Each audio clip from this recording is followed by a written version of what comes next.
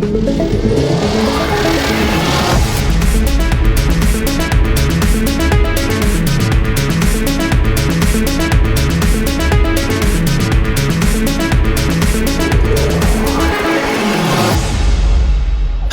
I'm Josh Gonzalez, and welcome to Meld. This is a podcast where I have in-depth conversations with some of the brightest people in the known universe. My aim here is to spark deep conversations around interesting topics to find the tools, tactics, and philosophies that we can all use in our daily and creative lives. In this episode, I sat down with Michael Aubry. Michael is the creator and founder of Story Creator. It's an app that lets you turn your content into short-form videos that you can share on social media. And he actually uses this tool himself to create a weekly newsletter called Pod Bites. That's spelled Podbytes. And this is a newsletter where he distills his favorite parts from each podcast that he listens to over the week, and then turns each one into a snippet that he can share on social media as a video. It's a great way to share key information, and it's honestly great content marketing for his company. In this episode, I asked him about his journey of becoming a startup founder in Silicon Valley and that story of how he came to start his company as a solo entrepreneur completely by himself. We also talked a lot about mindset in this podcast, and we go deep on what it takes to find your path as an entrepreneur. Both Michael and I share some tips about how you can overcome barriers and find ways to spark inspiration for your next big project. I'm Josh Gonzalez, and this is Meld with Michael Aubry.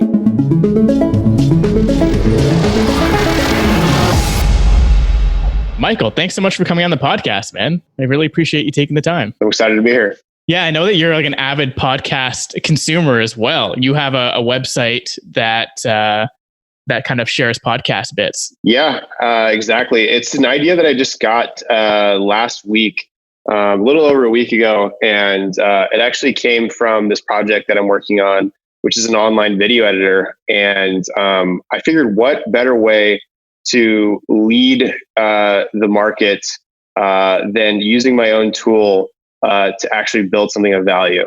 So that's sort of the idea that I got. And I put together this weekly newsletter where you get 10 of the best podcast episodes in video form in the business and technology niche. So yeah, and I'm able to use my tool to be able to create those little bite-sized gold nuggets. And it's been great. I learned a lot of what limitations my tool has and where the bugs are and how I can improve it. So it's been fun. Man, I actually love that so much. Like you're actually using your own product, not just kind of like, oh, let's just beta test it. Let's just use it kind of offhandedly. You're actually using it as like this almost like side product. Like Podbites is almost like a whole other side project. And you get to really, really dive in, like not just like, oh, what are the users thinking? Actually become a user and actually do something really cool with it. And man, it's awesome. What you've done with it is so cool. Yeah. I mean, I appreciate that. And the thing that I've always struggled with social media is constantly pumping out content. Like, I've always been decent at having a daily update on the Instagram stories. But even for somebody that knows how to use After Effects and all these like sophisticated tools, it was always a burden for me to go in there and pump something out. And so, yeah, it's just fun to actually solve my own problem.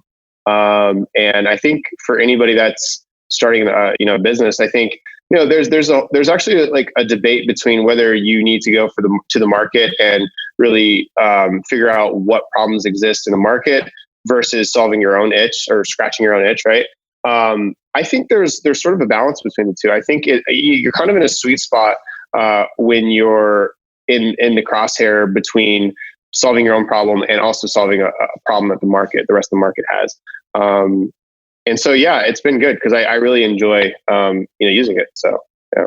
Well, I think that's key, right? If you enjoy using it, like personally, I haven't really delved into it too much, but from looking at the UI, like I'm a design guy and just the design is beautiful. Like the design is absolutely beautiful. It's better than a lot of the products out there that I've actually used. They get the job done, but you want to have fun doing it. You want to really enjoy the process. Absolutely. Yeah, I mean, I think about video games. Like I'm not like a crazy video gamer, but I like to play, throughout the week here and there. And, there's a difference between the experience that you receive in a really high quality game. Like, Call of Duty's cool. That's sort of what I've been playing recently. But just like, the little details, being able to, fly out of out of a helicopter is really cool. And just like the overall aesthetic of the video game matters, the narrative, all the little details matter in your experience as a user. And, that's something I want to be able to provide to people is the most pleasurable experience possible. Yeah, absolutely. I mean, you want to have fun doing what you're doing, right? You don't want it to feel Absolutely. like a chore, like, oh, I got to do this thing today and get the social media content out. It's the worst, man. But I think what would be really, really useful, I'd love to actually kind of hear your story. I'd love to hear first sort of like, maybe explain what Story Creator is and why you created it and sort of like the process behind that.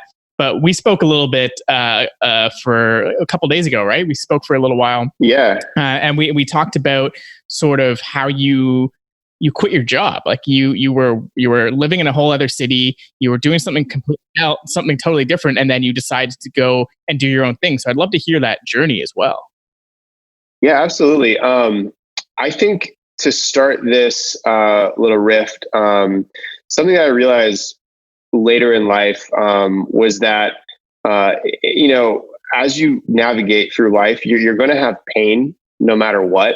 But it's a matter of choosing your pain accordingly. And that's something that I realized that, I'm glad that I chose not necessarily to suffer, but, early in my days, but to make decisions that might seem counterintuitive because they're painful in the immediate.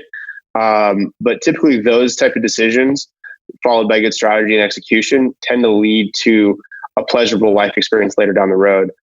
So I think there's sort of, a difference between, the choices that you make in pain. Like you're going to have it no matter what, but depending on the pain that you choose, you'll have better outcomes in life. So with that being said, when I was 23, I had a theory that if I wanted to radically change my life, I would need to go live in a car. I would need to, get out of my mom's house. I would need to go do things that were fairly extreme, fairly painful in the immediate, for long-term benefits. And that was sort of my theory without even really knowing consciously what I was doing. Just I knew that like intuitively, like this is something I needed to do. Right. So when I was 18, I had just graduated high school barely, by the way. I wasn't very good in school. And I realized, now it's really about what you focus on in life. And that's really what it comes down to. I think, there is a spectrum of intelligence, but I think for the most part, in terms of life outcomes, it's what you focus on. Your mind is just a tool. So the more IQ you have, the sharper your tool is, and that does matter. It's much easier to build a house with the proper tools, but you could still definitely build a house even if your hammer isn't the best hammer in the world, or your drill isn't the most high powered drill. You could still build it. It takes a little more resilience, but that's all the mind is to me as a tool. And really what you focus on is what you sort of achieve in life. And so for me in school, it wasn't really focusing on the right things. It was focusing on, like video games and sports and, different things of interest at the time. And I excelled at those areas because I focused very, very, heavily on those areas. And I realized the people that got straight A's, well, they got straight A's. Yeah, they were smart, obviously, but they focused on it, right? That's why they got the A's. And if you're doing, if you're struggling in school or whatever, it's not because you're dumb. And I see a lot of people like they struggle in school and they sort of go down on this downward spiral because they sort of identify themselves as a bad student, and that therefore society says if you're a bad student, you're dumb and you're a failure. And I think that's a problem. But yeah, that's sort of a topic for another hand. But I think it's really about what you focus on. So for me, never focused on school. But after school, I started focusing on technology. I started focusing on how do I make money through the internet? How do I sort of, capitalize on all this technology that's available to us? And I discovered the world of torrenting at the time. And I was, torrenting video games, and like you could actually like modify your Xbox at the time and burn like video games onto a DVD. At the same time, I was able to get Dreamweaver, which was like the hottest code editor at the time, and After Effects and all that stuff. And I don't support pirating these softwares, but for educational purposes, I think it's great. Eventually, when you start to make money with it, obviously support the developers and the team that brought it to the world. But I think take advantage of all these tools out there, take advantage of all these courses out there. I think now it's funny because in 2020, all of this is sort of the norm, right? Back in 2015, 14, whatever, it was not normal. And, for me, it was interesting. And that's, for me, I like, when I'm interested in something, I have no shame about it, right? I'm just like, if society says, oh, this is not cool, I'm like, whatever, it's cool to me, I'm going to do it. And I believe in it. And so that's sort of like my train of thought at that age. And I just sort of like relied on my instinct. And that sort of led me to where I am today. And by no means am I at the mecca of life or at the Holy Grail. As a matter of fact, I'm in a very difficult position. Starting a business is very painful. It's a struggle still. And that always persists. But I think if I look back in life, I can say that I have no regrets. Totally, man. It's like that stoic philosophy kind of outlook on it. It's like you're gonna have to endure pain to make any kind of real progress and really grow anyways. Like if you're going to the gym, you're only gonna grow and actually gain muscle if you're actually like hurting yourself. I mean, obviously there's a difference between like a good hurt and a bad hurt by tweaking something, but you really need to like literally break down your muscles for it to grow. And like it's a micro trauma. Yeah. Exactly, man. So for you, your first step was, okay, I need to get the fuck out of my parents' house. I need to like go and do my own thing. It's going to be painful. So dude, like walk me through that. Like what happened? Like once you kind of went through that, like what was this transformation? It seems like that was almost like an awakening for you. Like that was like the moment, the aha moment. Yeah, absolutely. So it's a mixture of a few things. And I think it takes a tremendous amount of confidence.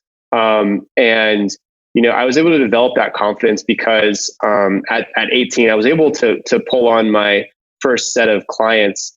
Because like what I was doing, I was trying to monetize a site that I built when I was 18, 19. And I learned how to build the site just for like YouTube videos and stuff. And it was a pretty crappy site.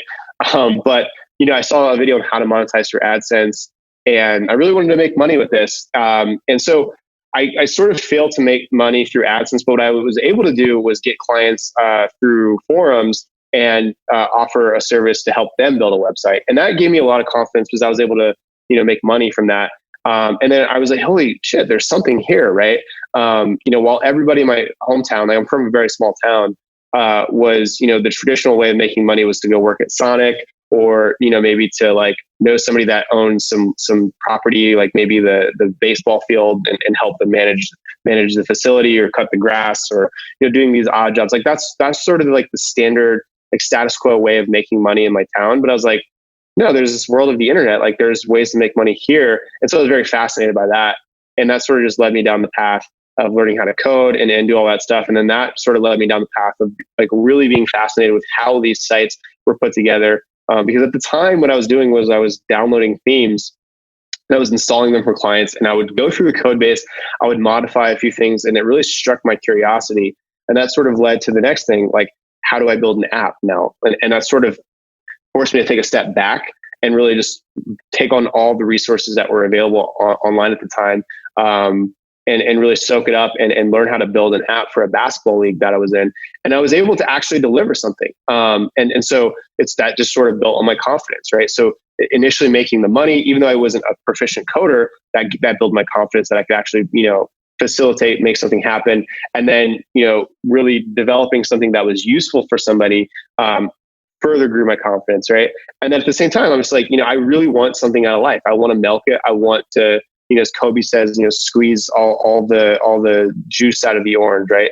And so I really just wanted to maximize life, and I figured that I needed to go where other people felt this way, where other people value technology, where other people really understood the importance behind code and what you could do with technology. And that's when I came across Silicon Valley after reading a lot of books, after the TV show came out.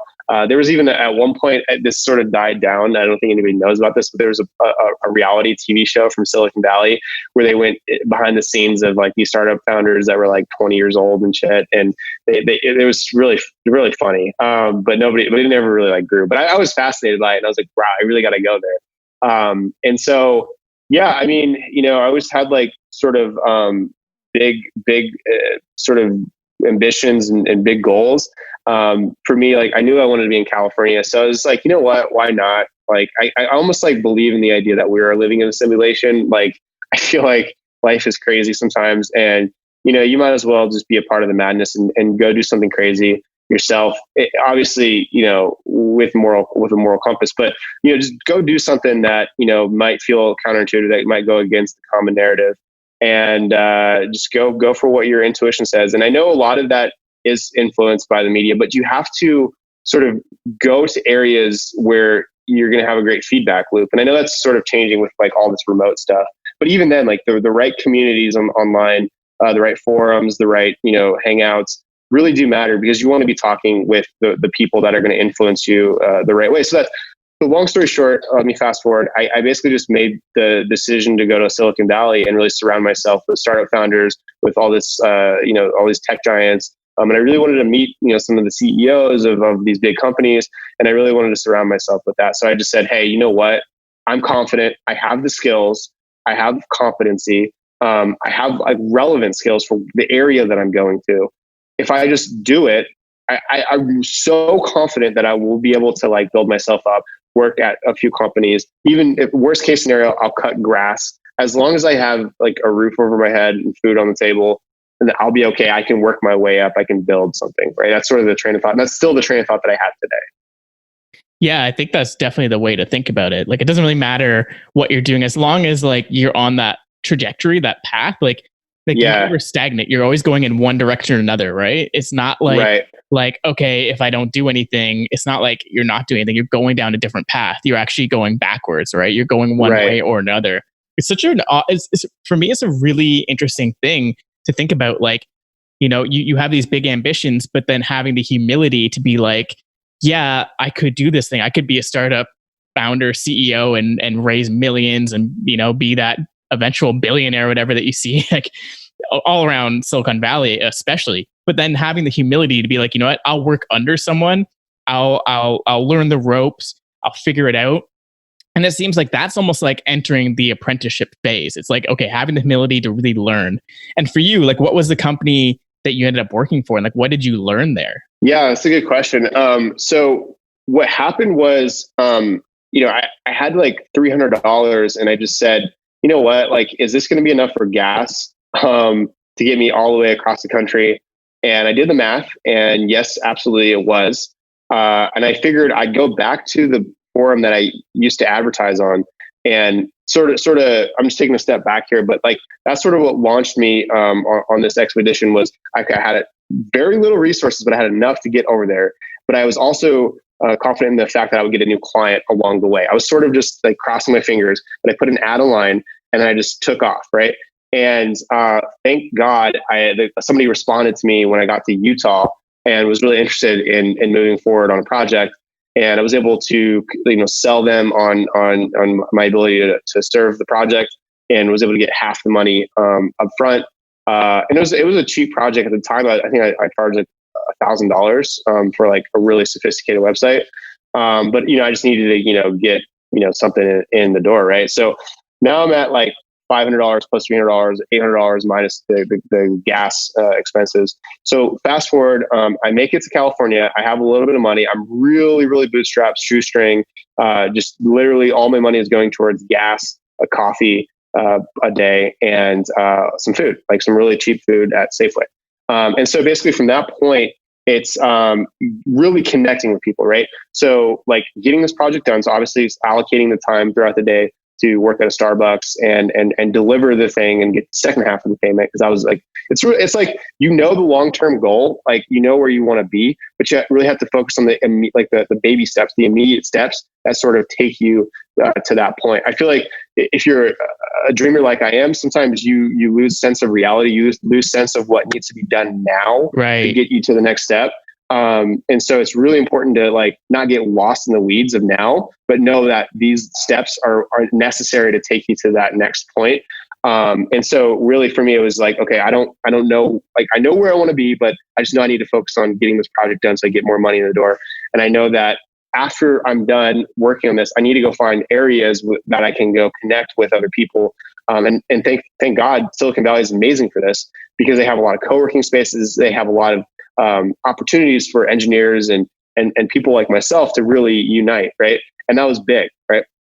So I found a co-working space, and in this co-working space, there was an incubator program. So during my time at this co-working space, I was able to connect with a bunch of other founders. I was able to really learn a lot about Silicon Valley. I was able to learn a lot about technology, about companies, et cetera. And I was able to make some really good friends that are still friends to the day at this co-working space.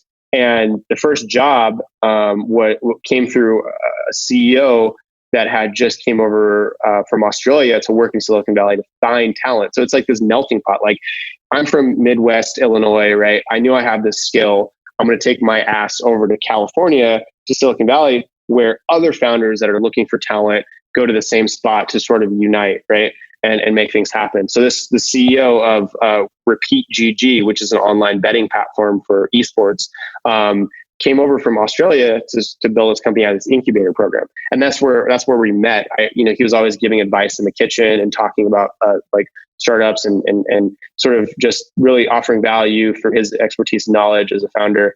And I always would hear him talking like throughout the night, right? When he was done with his like job, he would come in and just talk to everybody.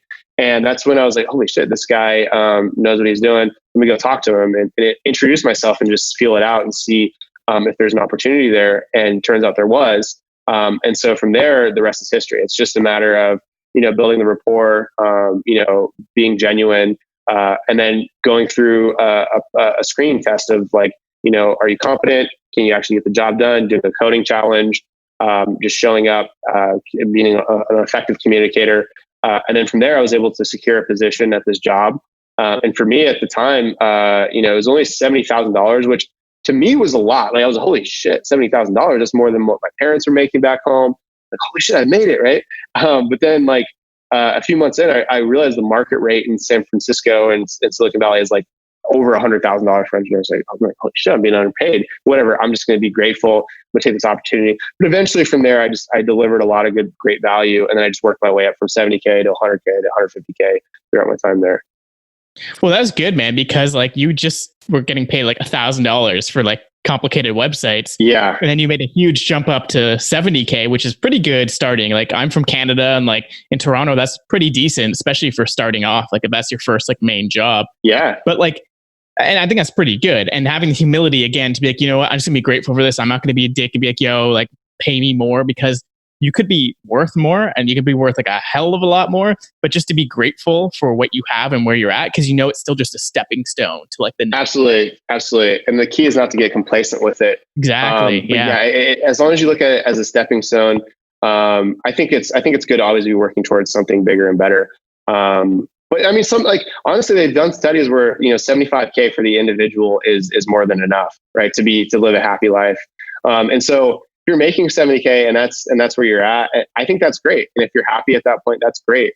But for me, like I knew like the decision, like the day I made the decision to get in the car and just take off was not to settle for 70K, right? Like that decision in my brain, I was so locked in on, shooting for the moon, right? And so what was that? Like what is, or I guess it still is, like, what is your North Star? What is like the end game for you? Like, what are you like still shooting for? Yeah. I mean, I really want to build something of massive value, right? I want to be a well-known creator. I want to be somebody that was known to impact humanity. And I know that sounds sort of cliche, but like, I realize it as a creator, what you're essentially doing is offering value, right? It has very little to do with you. There is a point in which great creators are recognized, but it's more about how you're impacting humanity. Like great directors, great creators, like even like Steve Jobs or Johnny Ives or Howard Hughes, like all these great creators. They've put out into the world way more than they could ever possibly receive, right? Like the lives that they've impacted are 10 times more than the love and admiration that they could ever get. So for me, it's like I just really want to just put something out there that people absolutely love, that changes their lives, that makes their lives better. I want to change the game in certain ways, and also as a token for that. Yeah, I'd like to live a great life. I'd like to create an atmosphere where I have an amazing team around me, where I have an amazing environment around me. I feel like life is a video game sometimes, and like, who plays a video game to just like have a nice little apartment and like that one car and just like just to drive around town and say hello and just, slowly die. Like if you're in a video game, you go to, you shoot for the moon. Like you want fucking jets and, you want everything that you could possibly obtain in a video game. Right. And so that's just sort of the way I'm thinking. I want to be able to just unlock a lot of, what life has to offer. Right. Come from the abundance mindset. Like I feel like there's so much in life and life is short. I really just want to, as a very curious person, I just want to see how much of it I can unlock and how much of it I can, how much I can contribute to the creation of life.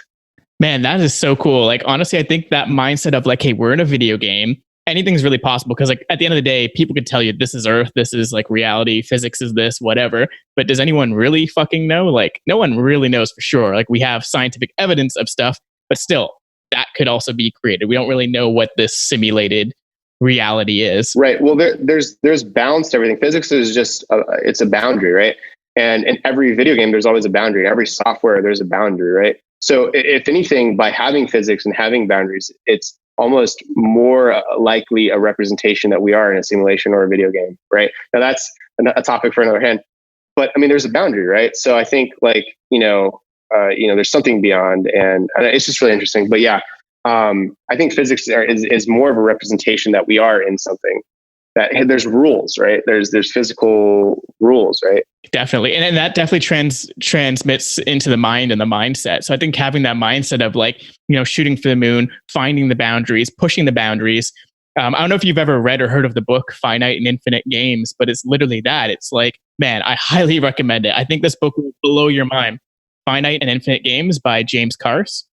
And if you have that sort of mental model of like, this is a video game and we're playing a game, this book, it's more of a philosophy book, and it will blow your mind because there's sort of like this idea of like there's two types of games you can be playing. It's either, the finite game of like, I win, you lose. We go up to level 100 and, I get to level 100 and I win, you're at 95, you lose. A lot of people are playing that game with like money and whatnot. But then there's the infinite game, right? The infinite game is like, how do you keep the game going? How do you make it better for people? How do you keep that game to get pushed, like the boundaries getting pushed? How do you create new levels? How do you create new stuff? And that's like the creator mindset that you're bringing up, man. It's like, right. How do I create stuff that can now enable other people to do stuff? And we expand the game. It's not just I win, you lose. It's I win, you win, and the person that you impact using the thing I made also wins. It's like win, win, win. I think that's amazing. And I think we sell ourselves short a lot of times. And I think, it's sort of like, the ego getting in the way. We compare ourselves and we sort of implode. But I think, just look at what SpaceX is doing. It's just amazing. That stuff excites me. It's like, being able to go, out into the atmosphere, into orbit. I just think being able to like have a human mind be able to come up with that is just really amazing. And I think for me, it's just like, I think everyone should just push themselves to their maximum capabilities. I think people will be surprised what they can accomplish. Yeah, it's like just getting out of your comfort zone. But at that point, it's like a lot of fear, right? People have a lot of fear. And I think right now, there's a lot of fear being pushed out to society, to people. Like the SpaceX launch you just said, like that just happened last week. It was incredible. It was incredibly inspiring to see that. But then on the opposite spectrum, the same news, well, I guess, other news outlets are posting stuff with the coronavirus outbreak and pandemics and now, a war on the military police state. So it's like, those to me feel like very like low level vibration kind of stuff, as opposed to like this high vibration, like we're trying to push stuff. Let's all unite. Let's do stuff together rather than pushing down. Yeah, I love that. And I really appreciate the movement that's going on, because I think we all want the same thing, but we're all clashing heads for some reason or another. But I think there's nothing more blissful than, this united society, this sort of like utopian society. I think one thing, that's sort of sad for me right now is, I was watching on Netflix, there's this like sort of history of the United States, or I think it's history of the United States. And there was a section where they covered, in the 60s when we went to the moon, and all the like, space feats that we had as a country. And every single time that we would launch in the space, everyone would be united, right? Like you would drop everything, and that was like the topic at hand. Everyone would like get together despite their differences, and especially like as a country, and see the incredible accomplishments of humanity, and we would all be united by that. But now it's like like we're not that at all, and it's like it's kind of sad. I really like these like giant leaps for man to unite people, and I wish that were the case, but it's not, fortunately. Yeah, I think it's just like people have their mindset right now fixated on differences, and everyone getting kind of pulled away from each other. It started off with the pandemic. Everyone's like, literally go in your home, social distance, don't go near people, don't physically go near anyone. And then some of the revolutions that are happening right now, obviously it starts off race related, and it's an amazing thing that people are getting up for this, because what happened was atrocious. I don't even want to talk about it because it's not really worth giving more power to that. And I think what happened now is that just triggered a revolution that people have been waiting for. Yeah, they're like, hey, like there needs to be a way to unite people, because like everyone's just getting pulled away. Like it's like they're literally trying to divide definitely American citizens, but it's definitely happening around the world. Like we're feeling it in Canada. So we feel those outer vibrations out in Canada. Yeah. Where like it wasn't an issue directly in Canada, but we're behind it. We're like, yeah, fuck that. That should never happen. Right. We should never allow that to happen. But then now people are more fixated on the divisions. Although what we should be thinking is more of like, how do we unite even more? It seems like now, yeah, we can unite as citizens, but now there's a different war. It's the people versus the military state. And you can definitely see like military police state. It's so weird. It's like something that's like out of a movie, like you said, or a video game. Like this is something in a fucking video game. Yeah. I mean, it's definitely, leading more towards a dystopian future. I've always been optimistic for this utopian like society. And that's sort of like, it's sad because like, I believe with great technology, great creations, you can have this utopian like society. Imagine if you have these shuttles that can take you to different planets. And imagine if you have this united society where race doesn't matter, where everybody just gets along, and we're all sort of on this higher vibration. We can all help each other create things. Imagine if all of our energy was spent towards solving real like humanitarian problems, right? Like global warming, issues with the atmosphere, being able to endure as a species in case of this planet ever, if anything were ever to happen to it. Imagine if we spent time, fixing, poverty. Imagine if we spent time fixing hunger. If we all bonded together and like dropped race and all these differences, and took the best and the brightest minds of every culture and united them, I think like amazing things could really happen. And that's sort of the future that I want. I don't think that it's out of reach. Maybe this needs to happen for us to be able to unite. It is important for Black folks to be able to be heard. I do believe it is a problem. I do believe there are really stubborn people in higher positions that disregard the issues that are happening in the Black community. And I think it's great that they're rising up and speaking on what is important. I think we can't really move past the issues until it's addressed head on. And so maybe this is something that could lead towards a better society after it's all done. But it's unfortunate that we have to be going through it right now. But maybe it is a necessary evil. I don't know. Yeah, I definitely believe it's necessary because, like you said, to have this sort of utopian society, everyone has to be completely united and beyond race. So to be honest with you, my thought process behind this is racism will only go away when there is only one race. Like there are, unfortunately, like any type of person you can possibly imagine exists. Like there's people like you and I who want to like move society forward. We want to create stuff and, make the world a better place in any way we possibly can, even if we're just at this level talking about it and putting ideas out there. But then there are people out there who want almost like the opposite.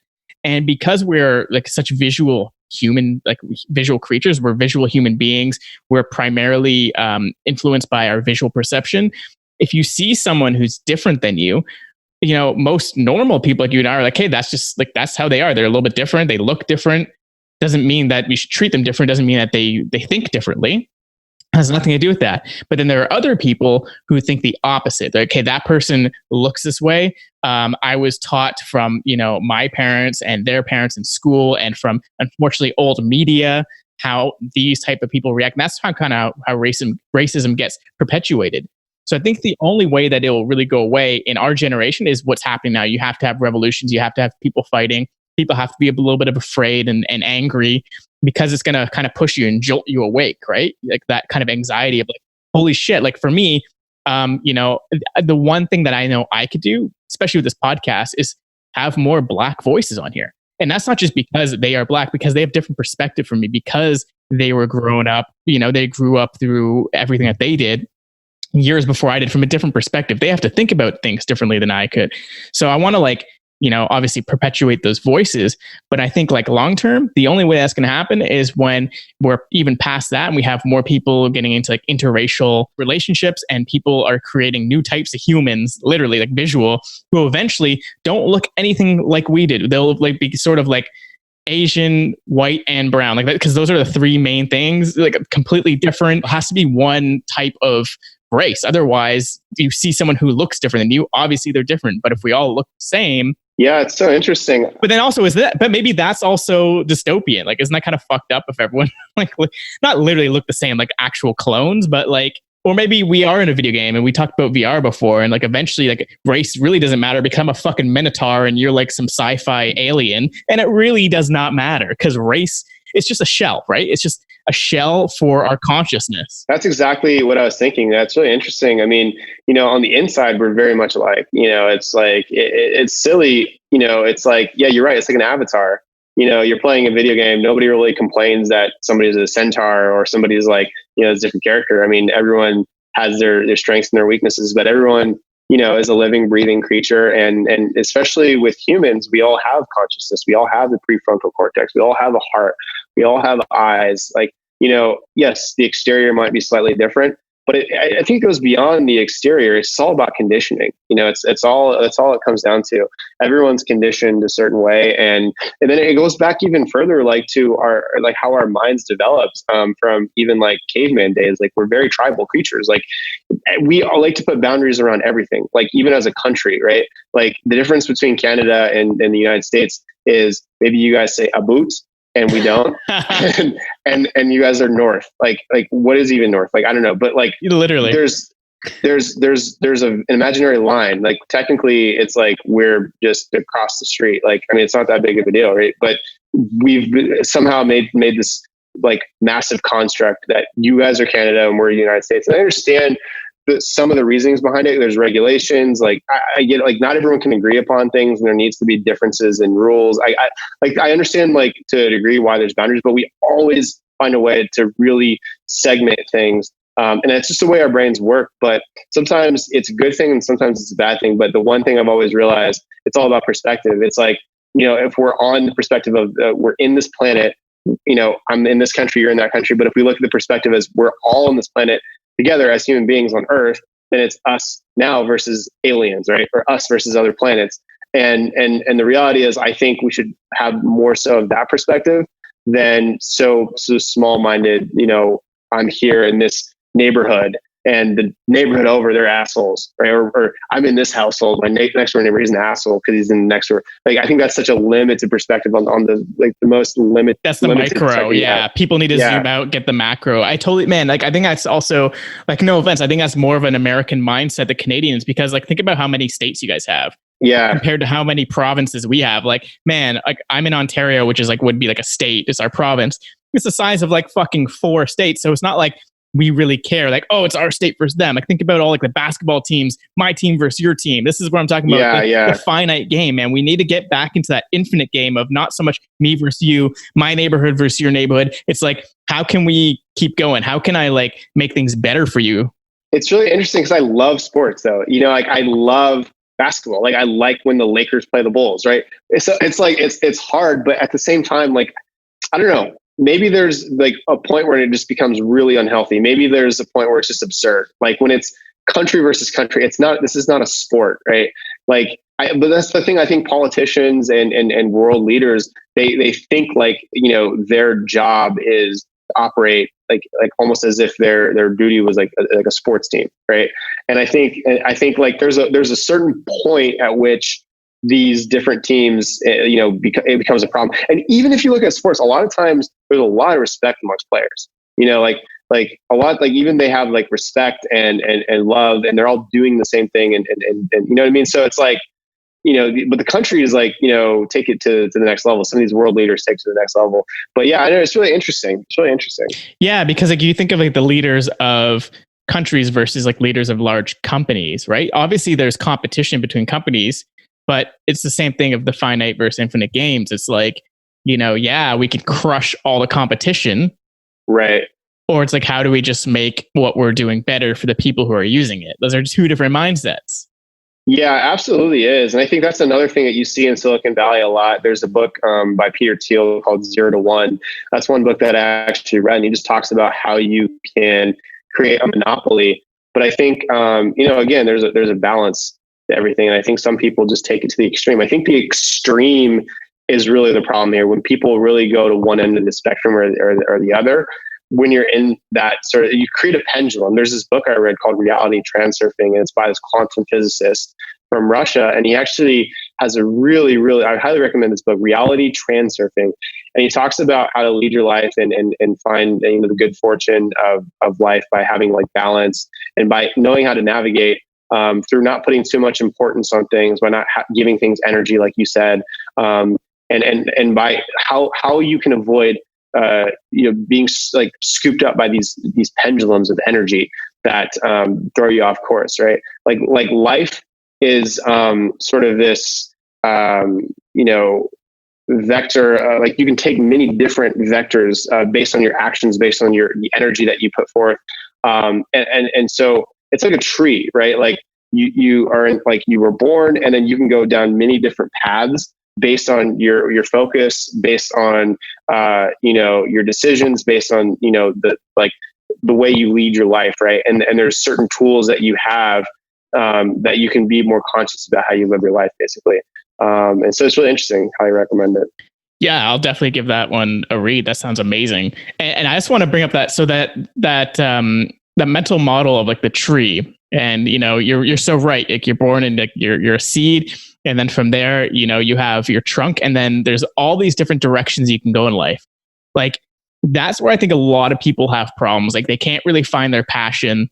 Or I actually have the opposite problem. I have so many different passions, hobbies, things that I really want to do in this life. Like how did you figure out like, hey, I want to do this one thing. Or at least just for right now, I want to do story creator. I want to really make an impact here.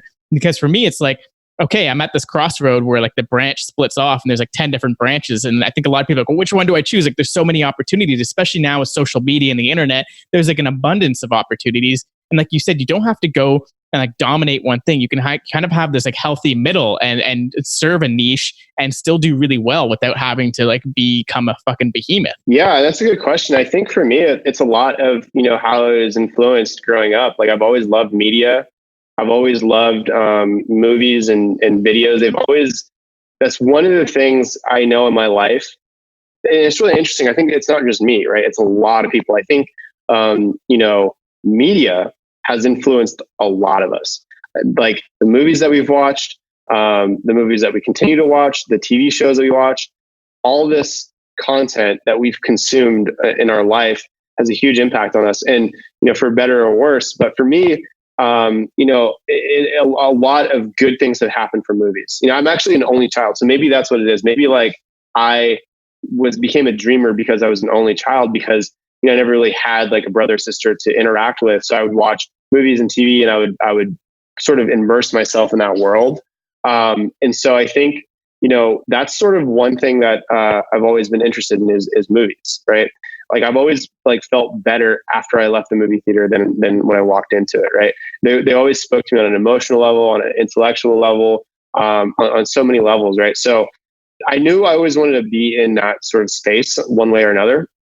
Same thing with music. Music makes you feel good. So, I tried a lot of things early on. Like I ran like a studio in my mom's apartment. Like I had a closet, like a walk-in closet. And I had like my computer set up, I had a microphone, and I would, have friends come over. We would record music, and I was interested in piecing it together, making beats, all that stuff. But then, it wasn't that interesting to me. I wasn't really that good at it, like I wanted to be. I didn't really feel the passion there. So it was really just like, I would say the advice is to try many different things and to like be okay with being bad.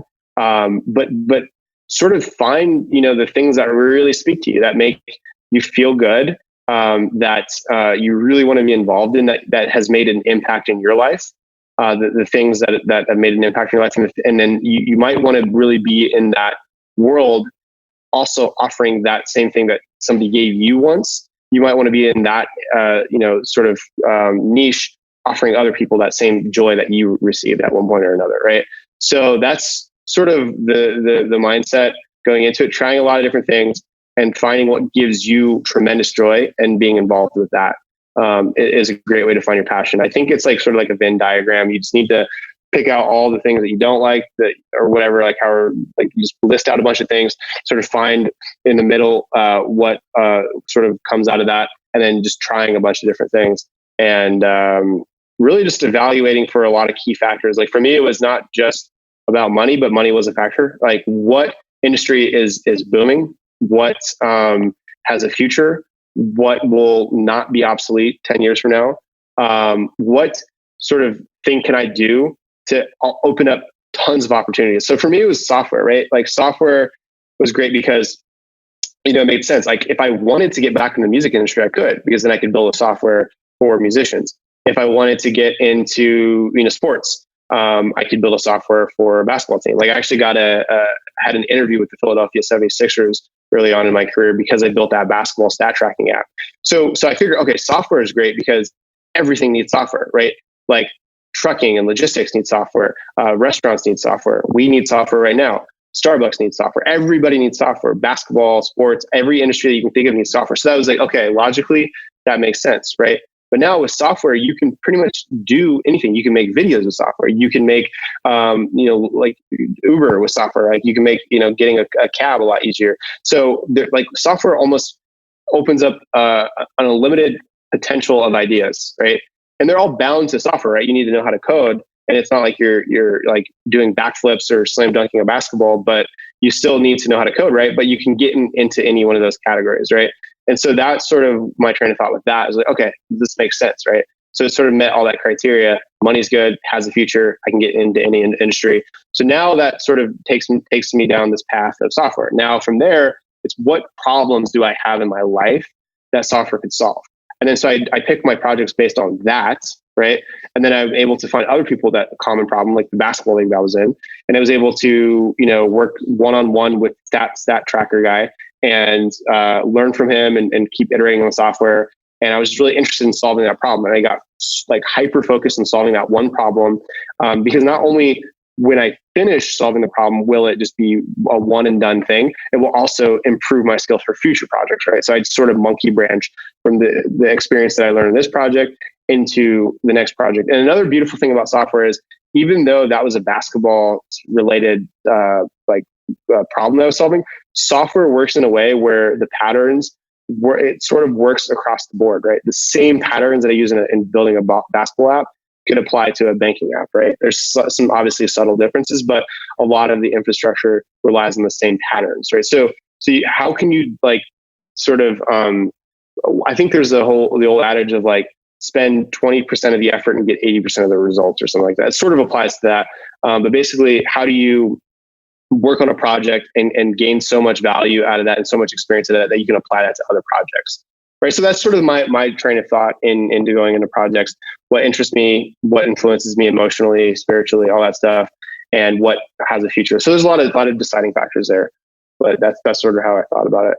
That's awesome, man. And I think like that will definitely help a lot of people try to figure that out, because like even for me, it's exactly that. It's like, hey, what are your skills? And then what are the industries that kind of overlap with that? And then can you take what you've learned from there and keep moving it forward?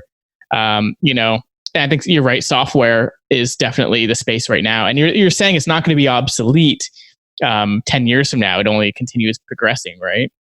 Yeah, absolutely. I think you need like a pulse on the market, a pulse on the job market, a pulse on the customers out there. It's really important to stay informed with that stuff.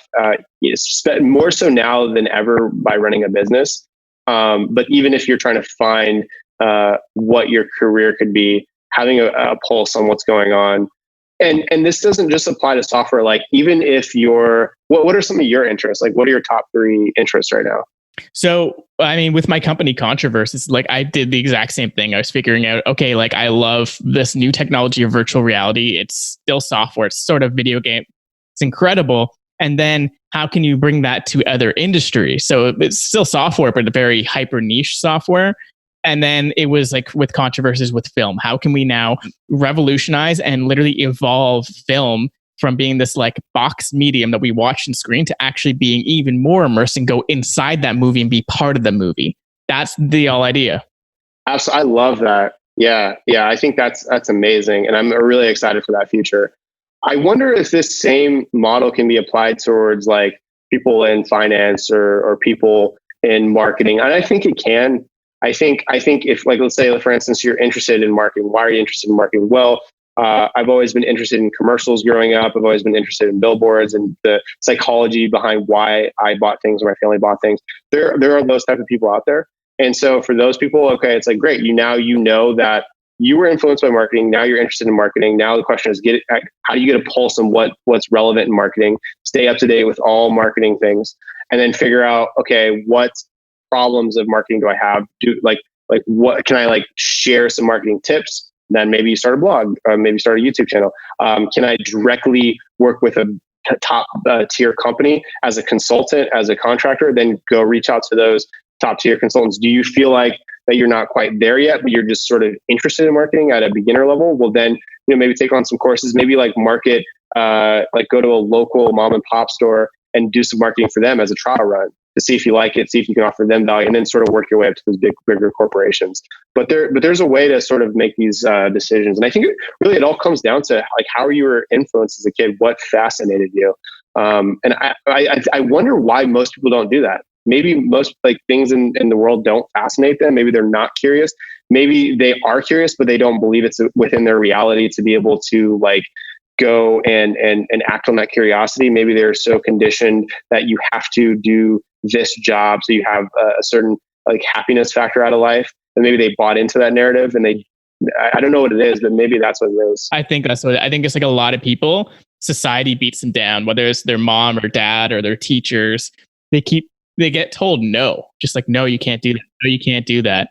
Like people don't even think that they could be a director for a film. Like you don't have to be a Spielberg. You could direct like indie films and like have a pretty good career. You can direct, commercials and advertising, all these other things. You don't need to be top tier for that to have a great life and still have a great income and enjoy what you're doing. But then society keeps telling them no. And then by the time they're 18 and they have to figure out where they're going to go to college, they're just told, oh, become a doctor or a lawyer. Right. Or at least I think that's how it was. I think it's getting to change now, especially with the internet, with like TikTok, Twitter, YouTube. Like not only do you not have to not get a job, but you can create content on the internet and get paid for it and get paid a lot of money for that a lot of the time. Yeah, absolutely. You got to really look at the world as this abundant oasis of opportunity.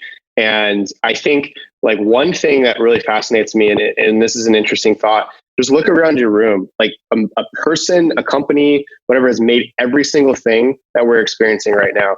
Like the only like natural thing is my dog, my flesh, my consciousness, but everything around me is manufactured, right? Like, no, man, you bought that dog. 100%. Did you rescue it? I bought the dog. Yeah. There you go, man. Someone bred that dog. There you go. So it was manufactured. Yeah. Well, there you go. Yeah. That was a business. Absolutely. And so, yeah, exactly. So everything is manufactured, like this coffee cup, and so somebody was behind all of this, right? So there's an industry behind and a story behind every single one of these products, right? So really think of that as advice for an industry that you want to get in. Do any objects in your house speak to you? Does the blender speak to you, right? Like, does it have an aesthetic about it? Are you so fascinated by how a blender works? Like, if that's the case, then there you go. Like really like act on that curiosity, push it to a certain extent. And if you just keep becoming more and more curious, you keep going down this rabbit hole, then that's your thing. And it might branch off into certain other things. Like you go down one path, like, and you very well, yeah, totally, man. Cause you're going to be like, okay, I want to start like a blender company, or maybe I'll just start reselling blenders. And then you realize, oh, I love sales. I want to do sales. Oh, and I also love this. And it starts branching out and you're creating more branches. Like I said, it's for my problem was having too many branches, but a lot of people have like no branches. So you need to just go down one. You need to go down one path and just figure out where it branches off. You just have to do, I think what we're really getting at here is like, you just have to do something. Like, it doesn't matter really if it's the right choice, because no choice is the right choice. It'll maybe lead you to other choices that will eventually become the right choice. And even then, does it ever end? It should just keep going, right? It doesn't really end. You don't really get complacent. Like, okay, well, that's it. Have you watched the new Black Mirror movie? The Bandersnatch? Yeah. It's the interactive one. So I don't know, it's just a random thought, but it all leads to the same ending, right? I don't know, maybe it doesn't, but like, I guess the thought is some people believe life is immutable and that you're constantly creating a new point. And then some people believe that it's predetermined, right? So I don't know, like people are in either one of these school of thoughts, but let's say like it is predetermined. So in that notion, let's say like you do start with a blender, and so if it is predetermined, it's eventually going to lead you to the same outcome one way or another. Like you could start with a pen, that's going to lead you to the same outcome, or a blender, but you're never going to get to the outcome if you don't take action, right? Like some people do get stuck on a node, like in the tree, in a branch, because they don't move forward, right? So I don't know, like I guess like to find the true potential of your life, the true meaning of your life, I would say you need to somehow figure out a way to move forward. I guess what I'm saying is like your heart will lead you, right? You just gotta follow. Like sometimes people resist sort of following their intuition, following their heart. And I think the what I'm trying to get at is like, even if you start with the blender, you might end up like directing a movie, right? Somehow in some weird way, whether you start with that or a pen. But by doing things, you're going to start to latch on to what you like, what you don't like. Basically, that's like the key right there, is really like iterating on a bunch of different things, and sort of life will just guide you based on your intuition, based on your likes and your interests. So yeah, the key is take action. Like people say that it's very cliche, but there's a sort of a reasoning behind what taking action means. Yeah, exactly. It could mean many, many different things, right? For different people. It's just like you have to know what you need to do. And like a lot of the times, like you'll hear that whisper in your ear or in your mind, like you know what you need to do. You just have to literally do it. A lot of people just get stuck. It's almost like, it's not even the inaction. It's like people get paralyzed by it, of like almost like they're afraid. Like, I'm afraid what people are going to think of me. That's a real thing. Like analysis paralysis. Yes, exactly. But also, do you think people can do more than one thing? Like at a time? I think, you have a certain bandwidth. And so, I mean, you look at Elon Musk, he's obviously not sort of, the greatest example, because not everyone is going to be able to be that. But, I do think that time management is really important. I think you can maximize the most out of your day, and you can achieve multiple things. But you need to be very conscious of, why you're doing the certain things that you're doing. You need to be really good at resource allocation. You need to be really good at delegating. So yeah, you definitely can do multiple things. But, I think if like there's a phase in everyone's life where there's an experimental phase, especially in the experimental phase, I don't see any reason why you shouldn't try multiple things throughout the week, and not necessarily have like an end goal initially, but you're really just trying out a bunch of different things, figuring out what sticks. But when you figure out what that thing is and you really want to see it happen and come to life, then you need to be like completely insanely convicted on making that thing happen, despite barriers, despite obstacles. You don't want to be somebody that quits, like I read once in this book, there's a difference between quitting and knowing when to just like, move on. It's not working. And you need to be really good at deciphering the answer to that question. And that, yeah, you can do that by asking friends. You could do that by, asking your loved ones. Like, do you think I'm quitting because I'm being a little bitch? Or do you think I'm quitting because like it's just not really like the most viable solution, right? So you need to know how to differentiate the two. Yeah, I totally agree. And there's a book by, I think it was like Seth Godin, called The Dip, which is like knowing when to quit early too. Figuring out early on, like, okay, like this probably won't work, I'm going to quit. But, it sucks when like years later someone else does what you thought you were gonna do, and you're like, shit, that could have been me. So I think that's my biggest advice. Like, hey, like fast forward like 80 years from now, and can you picture someone else doing what you did, and how jealous of them would you be? Because if you are, then you could do it yourself. If you can see someone else doing it, you can imagine it happening. Right. Just imagine yourself doing it. Yeah. No, I totally agree with that. And I think, that's just the way my mind works. If I see somebody, doing a certain thing in life, either whether that's driving a Ferrari or creating a successful business, I say, if, somebody can do that, I can do that as well. But I think, you have to be really resourceful. You have to, drop your ego. There's a lot of things that you have to do along the way to get to that point. And there's a reason why there's only so many people that are successful, because there are massive barriers to success. And I think, you just need to have that resilience. You need to have the proper tools. And I think a lot of times, it's important to not give up early. Like if you read Think and Grow Rich, the story about the guy that bought the tractor to dig, or the drilling machine to dig for gold.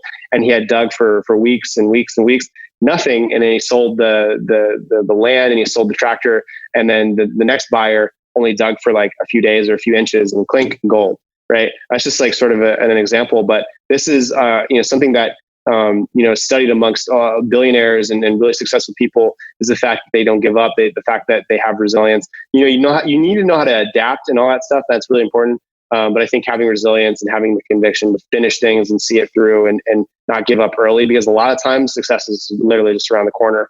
So if you're feeling like giving up on something, try to hang in there. Look for honest signals. Look for signs. I think some people can be oblivious, even in social interactions. It's like, there are signs that the other person is giving you that this is working, this is not working. You need to be very aware of that. And that's the same thing with like business, and the same thing with your projects. You need to be aware of, okay, the market doesn't want this. You need to look at those body language signals from the market, and that's important. But at the same time, I think if you're onto something, just don't give up. Like, don't give up at all. Like, that's die before you give up. That's my mindset. Yeah. Well, that's good, man, because I think like you're definitely onto something with Story Creator. Like, again, it has so many different applications, and I think that like you're really onto something. And like we talked about this, how for me and my podcast, I love using it for the podcast, because we talked about how, if I want to be able to share this conversation on social media, putting up just the audio doesn't really work. Like the blank screen, you got to have some kind of visuals to it. So I think the perfect way to do that. Yeah, I mean, that's sort of what I've learned is you need to start with a certain niche, similar to like how Facebook worked. This is the analogy that I've been getting a lot, is like they started with their campus, and they branched out to other campuses around the nation.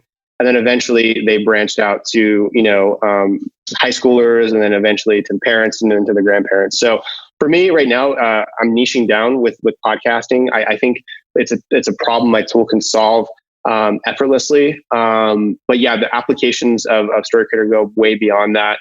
And eventually I'd like to move up market. I'd like to solve other problems. I'd like to get maybe into the ad space, because like I said, even within the product itself, going in different directions of what I think is interesting matters. And how do I make those choices? Well, to me, I'm the type of person that's always been interested in ads. Like when I saw commercials, people would like in my friend circle would ignore the commercials. I was always fascinated by the commercials, like how they told a story, got their branding across. And so I think ads are really interesting. I think like going in that direction and helping a lot of these smaller businesses that don't have an ad budget, or like the ad creation budget, and don't want to spend $800 on an ad maker. I want to help them create cool ads that help them make more business and get them more money and stuff like that. So yeah, I think there's a lot of opportunity. Yeah, absolutely, man. And have you gotten any investment for it, or how has it gotten started, and how have you kept it going? Is it just purely from paying customers at this point? Yeah, it's a good question. So paying customers definitely help, put some food in my mouth. They don't pay the bills quite yet. What I've done is I've actually saved a lot of money, and I've gone off the savings. And then when I came down to San Diego, I actually started an agency where I do software on the side. I worked on a pretty big project at the beginning of the year. It was actually the end of last year, towards the beginning of this year, and that project came to an end. And I was able to combine that with my savings and really just focus on this full time. And then I do a few odd jobs here and there. I just built a DocuSign sort of app the other day for a client who wishes to remain unknown. But that brought in some money. So I do like some odd jobs here and there. I have savings. And so no investment yet. I'd like to opt out of that. I'm a part of an accelerator program where they offer, to pay, for Amazon credits. And, I was actually on a chat with the founder of Figma the other day, one of the co-founders of Lyft. They didn't ask me anything amongst the community. And so that was really good. And so they provide a lot of value. So that's sort of what I'm after, is mentorship and sort of this community aspect. I think that's awesome that you can fund it yourself by taking on projects, by using the skills that you have. So you don't have to dilute, and you don't have to, be at everyone else's whim or like investors' whims. And they're like, hey, we think you should be using it for porn. And you're like, I don't want to do that. Like, I want to be using it for podcasting and ads and like helping people.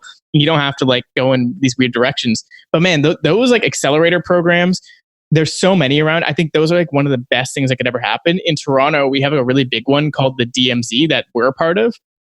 And same thing, man. It's like the mentorship and then, having the network of like get Amazon credits and stuff like that. It helps fund it in a certain way, like money in a different way.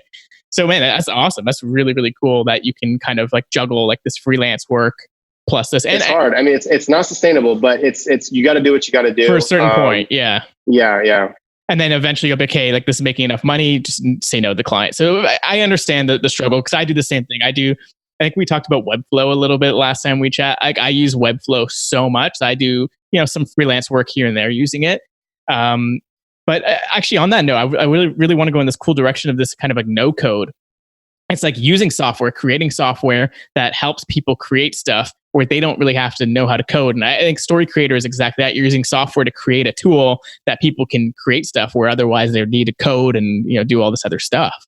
Yeah, absolutely. That actually, sparks a lot of sort of these creative thoughts in me in terms of combining Story Creator with these no-code tools in a way that, you could add videos to your blog posts, you could add videos to your sites in a seamless way.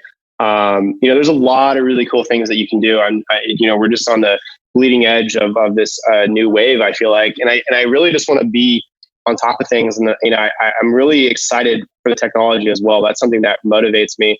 I think, just this world of just like I said, this utopian society, I imagine like this artificial intelligence sort of, these sort of like Alexa, what Alexa is. You can just talk to Alexa. You can have her do tasks for you. I think, even being able to like tell Alexa to make a video for you would be cool. And then creating like developer documentation, developer APIs for video to enable other people to integrate with the system could be really cool for like quick tasks like adding text on a video, chopping video up, and then maybe somehow integrating that API with Webflow and no-code tools. I think would be amazing. Yeah, man, that's definitely the future. I think having API access, and then, we're seeing these tools like Zapier and like Integromat and a few of these other things where now you can kind of combine your app with these other apps. It becomes this one like massive sort of like web of apps where you can best part of what you're doing with all the other apps out there.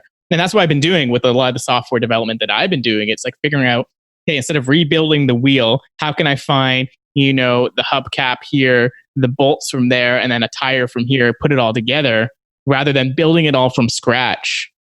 Yeah, that's a great analogy. I think, that's perfect. I mean, a lot of what we've learned in the physical world is now translating into the software world in terms of reusability, in terms of plug and play, in terms of all this stuff. And, with technology, we live in a phase where, yes, we had to manually like weld and melt the metal of a bolt into a bolt, right? That takes forever.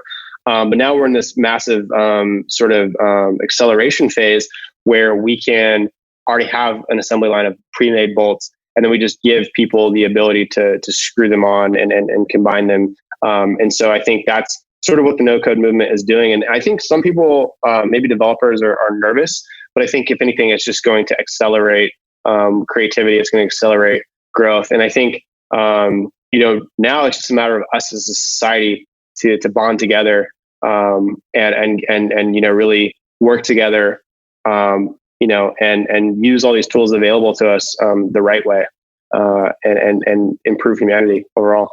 Yeah, absolutely. And do you think like people are going to need to know to code in the future? I mean, I think that'll be like sort of a second language. I think you'll have a massive advantage. I'd hope so. But the problem is, people have to want to, learn how to code, right? Like you're not going to afford, like I read a study on these like online courses, and there's so much information available out there.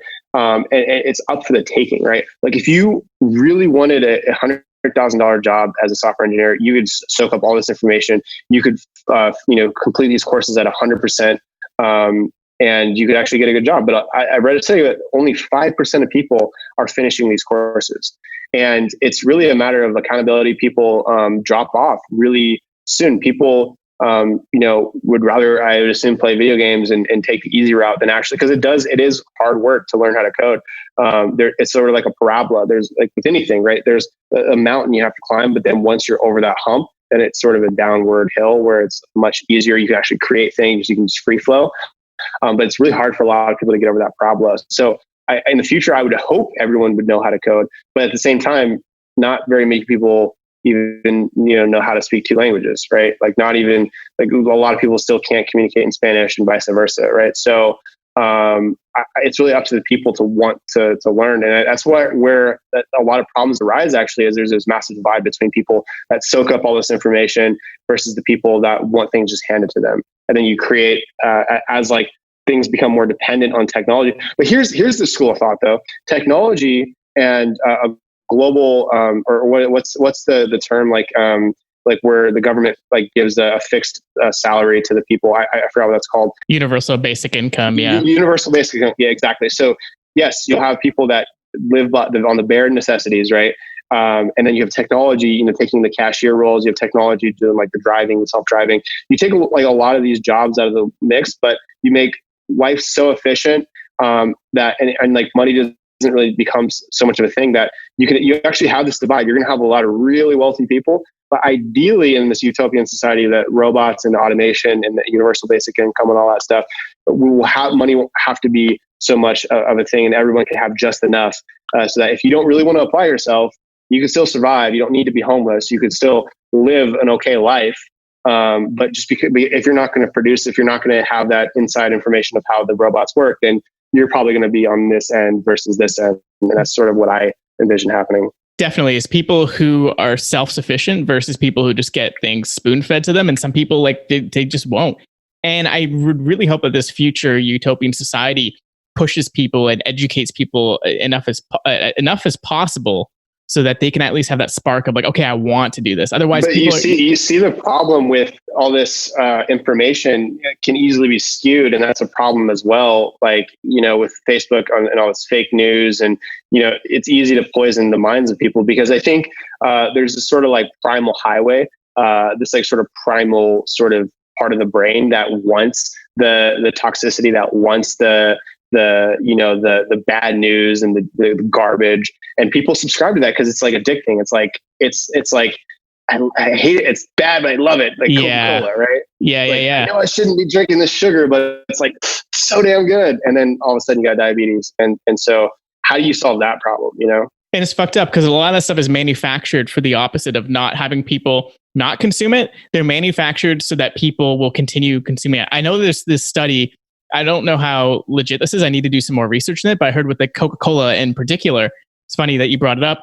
It has like this certain, I guess is the chemical makeup. That's the way that it's formed is like water, where people like have their taste memory is gone. So technically people can keep drinking Coke like water because of the taste memory. Whereas if you try to have like Sprite or some of these other drinks like root beer, let's call it root beer, or like strongly tasting sodas, you can only have a few drinks of that because you're like, oh fuck, like it has a weird taste to it. Whereas with Coca-Cola, it has like this neutral taste memory, so you can just keep drinking it. Interesting. So maybe that's the same with a lot of these, info products, right? It's like, it's kind of neutral. Right. Or maybe it is, maybe on the negative spectrum, but the way that you're receiving it via a Facebook post is that neutral thing. It just keeps coming up. You pull down to refresh, pull down to refresh, pull down to refresh, and you're getting like instant dopamine. Like it is manufactured so people will keep consuming it. It's up to the people, unfortunately, to create that bubble in Facebook, to follow the right people on Twitter, follow the right thing, society's not going to do that for you. Absolutely. Absolutely. Have you ever seen Narcos Mexico? No. Felix. So he was, so actually like Pablo Escobar was in Colombia, and for him to transport all that cocaine to the States, he had to go through Mexico. So there was actually a lot of drug leaders in Mexico that were involved in the 80s cocaine movement. And one thing that he said is like, hey, like as long as there's consumers, there's going to be people, supplying the demand, right? Like, it's really like it's a hard debate, because it's like, well, the consumer or the person that's producing and delivering and distributing, they're at fault. But if people want a certain thing, then other people are just going to take advantage of that. Like that's always going to happen. So it does have to start with the people, I think. It does. And like for you, like obviously you've put some more thought into this. You're kind of like, awakened to a lot of these things. So what are some like tools and resources that you can give out to people to sort of get on the right track, to sort of like have that awakening a moment? And like, what are some things people can start maybe following, reading, or maybe like something even more simple? That what can they be doing? Well, I think you need to ask yourself a question. Are you, living on your purpose, or are you in a derp state? Right? Are you just derping around, just like living this meaningless existence? And are you going to tolerate that? Are you going to accept that? I think some people are just derping around and like, okay, I accept the things that are happening in my life, even though I don't like them. I'm accepting the fact that I'm getting distracted. I accept the fact that I'm drinking this poison. I'm reading this poison, and I accept that. Right? Some people are in that mindset. I would say, are you on your purpose? Ask yourself that question. Do you accept your situation? Right? And some people, they say, yes, I accept it. And to me, it's like, you should not accept it. You should do whatever you can to pull yourself out of the shitstorm, because life is short, and you want to just like die a derper. Don't die a derper. That's perfect, man. That's going to be quoted. Don't die a derper. Yeah. And what I mean by derping is like, you sort of just like go into this mindless state of just like let it, like being more at the effect of like, your phone ringing, the environment around you, and not being conscious and being the cause and being like, okay, no, I'm not going to read that message until I get this done. I need to get this done because it helps move my business forward, or it helps move me forward in some way, shape, or form. And so being conscious and being aware of that sort of takes you away from that derp state, and then acting on that takes you away from that derp state. The derp state is, oh, I'm just going to check my phone and be mindless, and it feels good and temporal, but I'm not really like laser sharp focused, having a purpose today behind my actions. I'm just sort of letting the environment control me. And that's sort of the derp state. Yeah, totally. So what are things you do daily to kind of get out of that derp state? It's hard sometimes. Like I sometimes I fall victim to looking at my phone, but typically I do it like if I'm writing some code and it's like maybe compiling and it's going to take like 30 seconds, I might just check my phone really quick. But I try to, as soon as it's done compiling, exit the app, turn off the phone. I like to flip it over. Ideally, I like to put the phone out of hand's reach. So like whenever I have it charging, that's usually when I'm most productive, because the phone is out of the way. So I really think just setting yourself up for success by these little tactics of, keep your phone away, maybe flip it upside down, because your willpower is limited. I don't care. Like, yeah, if you think you're a superhuman, your willpower is limited. So, don't like try to play games with your willpower. You actually have a finite amount of willpower. So yeah, it's like a battery. Yeah, it's a battery. So try to optimize for your willpower. Cool. So what are some things you do other than like putting the phone away? Like, are there things like with like your environment, like with where you work, with like, the people around you, with the dog, stuff like that? In terms of like food, like a big thing is, I like to intermittent fast, right? That's a big thing. But in terms of like what you surround yourself with in your kitchen, right? If like, again, willpower, I don't care if you are the most disciplined motherfucker. If you have Oreos just laying around in arm's reach, you're going to eat them, right? So it's a matter of like setting up your environment so you don't have the Oreos, you don't have the crap in your house, and there's no way for you to really like immerse yourself in junk food, right? So that helps with your health and your fitness and your staying lean, and that's all important for operating at a high cognitive level, and so that's important. And then also the same thing, it's like junk food in your body, but also junk food in your mind in terms of the news that you consume, in terms of the conversations that you have. Be very conscious with that, and so really just involving yourself with the mindset, the mind of positivity, the mind of thinking the thoughts that you want to think are going to help you. Because again, your mind is a tool. If you don't realize that, and you succumb to your mind will control you, right? So you need to realize, okay, my mind is a tool. How do I sharpen it so that it only thinks the thoughts that I need to get where I want to go, and then nothing less or nothing more, right? I mean, to some degree, like you want to have like your mind to have meaningful conversations with loved ones and stuff. But in terms of like moving forward, it's very binary, right? Your mind either it serves you or it doesn't, right? So it's like when you're thinking, when you're moving forward, it's on, it's serving as a tool, and then it's sort of off, and then you're just you're living life, you're being present, you're not letting your mind control you. Like in moments when I'm with my girlfriend, so I try to be present. I try to just, enjoy the conversation and not like really listen to the voice of my mind. But as I navigate my day, I try to use it as a tool to make the right decisions and stuff. So being conscious, realizing your mind's a tool. I think meditation is something I don't do enough, but when I do get a chance, it really helps. And exercise and just, being consistent and having a routine and being consistent with it, I think are important things. Man, those are all fantastic. That's definitely super helpful. I think like back to the analogy of like this is sort of a video game, like our mind or our consciousness is like sort of like I don't want to say what we are, but sort of like that innate, like that's like our person. Whereas our character, our actual physical brain, this is like our character. This is our gameplay character. And what I find is, like you said, sometimes the character likes to control you. Whereas no, you have to sometimes like literally, you are like the puppet master of your character. And sometimes we get too deep into it. We go inside of our heads too much. We need to kind of zoom out. Be like, hey, what am I actually doing? And sometimes it's literally like, you have to control that character. Sometimes, like for me, my biggest problem is I'm not a morning person. It's hard for me to wake up in the morning, but I know if I wake up really early and I go and work out earlier, I'll have more time in the day to do things I need to do.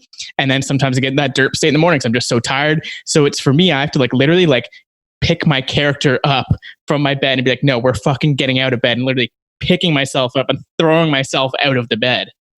That's great advice. Yeah, no, I think that's great. One thing that's really helped me with mornings is cold showers. Yes. Yeah. Oh, yeah. Like it's the 3 minutes between waking up and being like controlling your character to getting your ass in that cold shower are hard. But as soon as you get that cold water on your face and you're jolted, you're woken up. And that's sort of like, I guess like I'll leave it on this is like, that's sort of like, if you want to make radical change, you need to do radical things like taking a cold shower. You need that jolt to wake you up and to like, get you out of that derp state, Absolutely, man. That's fantastic. And so before you go, where can people find you online? Where can they sign up for a story creator? Just do your thing, man. Like plug whatever it is that you want to put out in the world right now. Yeah. I mean, if you're a podcaster or if you're a fitness influencer, or a chef, somebody that works with food, and you give out courses and tutorials and things like that, and you want bite-sized content that you can share on Instagram, Facebook, LinkedIn, Twitter, and all that stuff, go to storycreatorapp.com. It's an online video editing tool that's built to make it super easy for the average person to make a video. And then I've also started a newsletter myself called Pod Bites, PodBytes.com. And the bites is, for computer bites. And so Pod Bites is just a weekly newsletter of the 10 best podcasts that I found in the business and tech space, and a 1 to 2 minute highlight of the best part of each one of those episodes. And then, you can find me on Twitter, /Michael Aubry, no E, AUBRY, or LinkedIn and Facebook and all the major social media platforms. Just type in Michael Aubry and you'll find me. Awesome. Michael, thanks so much, man. This was such an amazing conversation. It went in so many different directions that I thought. We'll have to do it again, man. We can kind of dive into on any one of those topics, for ages, I'm sure. So, man, it's been a pleasure. It's been a pleasure. Thanks so much. Likewise. I had fun. Cheers.